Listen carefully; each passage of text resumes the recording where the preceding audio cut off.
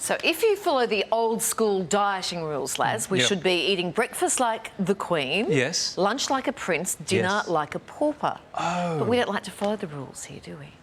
Oh, I thought it was Burger King.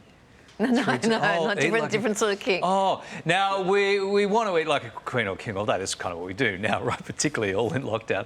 We know the man just to help us. If you do want to eat like royalty, his name is Darren McGrady, and he certainly knows his way around a royal kitchen or two.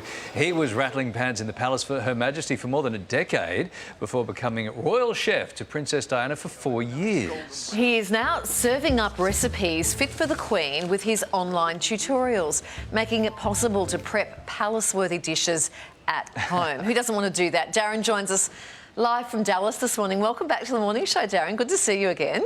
Thank you. You too. Nice to be back. So just refresh our memory. Run us through your royal resume. Who did you cook for during your tenure? So I spent 11 years at Buckingham Palace, travelling around the world with the Queen wherever she went, to Sandringham, Windsor, Balmoral, Holyrood Palace, the Royal Yacht Britannia, wherever it was in the world, including 2 amazing trips to Australia. Trips of a lifetime, absolutely adored those. Then when Prince Charles and Princess Diana separated, I moved to Kensington and then took care of Princess Diana, Wills and Harry up until the car accident. Okay, how does one, you'll like the way I've asked that question, how does one get a gig cooking for royalty? Is it like a reality TV show, My Kitchen Rules? You all have to sit there and fight to the death serving up meals to the royals? You know, I was working at the Savoy Hotel in London, and it was the time of the royal wedding of Charles and Diana, and we slept the night on the Mall, my family, and I thought it'd be really cool to be a chef at Buckingham Palace. So when I got home, I wrote a letter to Buckingham Palace. 2 weeks later, I got an interview, and then 2 weeks after that, I was working in the royal kitchens. It was amazing. Wow. Yes, after they did those security checks. You must have passed, so it's all good. Do you remember the first meal you ever made, Her Majesty? How did it go down? Oh, gosh. I was at Balmoral Castle. I went to Balmoral Castle, and I was told I was working on the pastry section, and the head chef was there, and he saw me, and he said, come and help me do these carrots for the Queen. And I thought I was doing pastry. And I went with him, and he started peeling carrots and chopping them all finger length and putting them in a paper bag. And I said, the Queen really likes the carrots, doesn't she, chef? And he said, no, not exactly for the Queen's horse. And at 94, she still goes riding and feeds the horse these perfectly peeled carrots. Oh. Well, why not? If you have a whole kitchen at your disposal, why shouldn't the horses eat well? Was she always complimentary? I mean, would you know if she enjoyed a meal or otherwise? You know, she was great. She never really complained about the food. She had her favourite dishes that we prepared over and over again. It was really difficult to get new dishes on the menu. You'd have to send up the new recipe so she could look over it and say, yes, let's try this one. Wow. Now, you are sharing your royal recipes on your YouTube channel. If we want to eat like a queen, what are we going to find? What are you cooking up or showing us how to cook?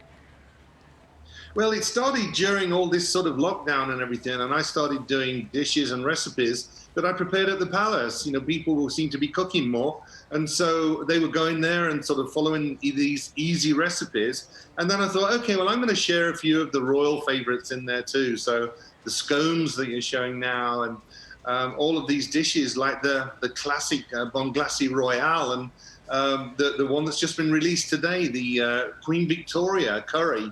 The recipes are so cool because, you know, they go back. There's so much history. They go back hundreds of years. Oh, your fish and chips look so different to my fish and chips. It looks so good. You were Diana's personal chef for 4 years, up until her death. What's your fondest memory of that time? I have so many memories with the princess. I think probably one of my favourites was at Balmoral. You know, the Queen's gone into Balmoral now, and that's a jewel in the Scottish Highlands. And I remember meeting Princess Diana at Balmoral the first time, and I said, Your Royal Highness, I'm really nervous about Gilly's ball. It was a servant's ball, Scottish dancing. I said, what if the Queen asked me to dance? And she said, Darren, the Queen won't ask you to dance. She'll be dancing with the senior staff. Just go there, have fun, enjoy yourself, you'll be fine. Halfway through the evening, Princess Diana came over and said, Darren, come and dance with me. I went beetroot red, and it was the worst night of my life, but she enjoyed it. The worst night of your life or the best night in hindsight? A combination of the two. Yeah, That's absolutely. a lovely story. Yeah. We want to know, do the royals ever cook their own food? I can't imagine Prince Charles would. Maybe some of the others. You know, they look forward to going to Balmoral, and, you know, Prince Philip, 99 years young, but he will be at Balmoral. He'll be going off onto the estate, and cooking on the grill. He's a grill master. He loves to cook, and today's the glorious 12th. It's grouse season, so for him to take some grouse out, juniper crusted, and the chefs in the kitchen make some parsnip mash and wilted Brussels sprouts. Absolutely, Prince Philip loves to cook. And the Queen actually washes dishes, would you believe? Oh, my goodness. Sorry, we don't believe that. Sorry, there's no one watching this show who goes, I believe that. It's true, it's true. At the end of the meal, the Queen rinses the plates, and they go back into the truck that goes back then down to Balmoral on the castle. They have to get washed again and sanitised, but she's doing everything bit. So you just say, do-over on the nice Queen. job, Your Majesty, everything's clean, leave it for... yeah, all right. Lovely to talk to you. They're great stories. So lovely to see you, Darren. I reckon you'd make a mean scone too, by the way, don't you? I think the word you're chasing, Kylie, is scone. We call them scones. Thank you. Lovely to talk to you, Darren. Likewise, thank you.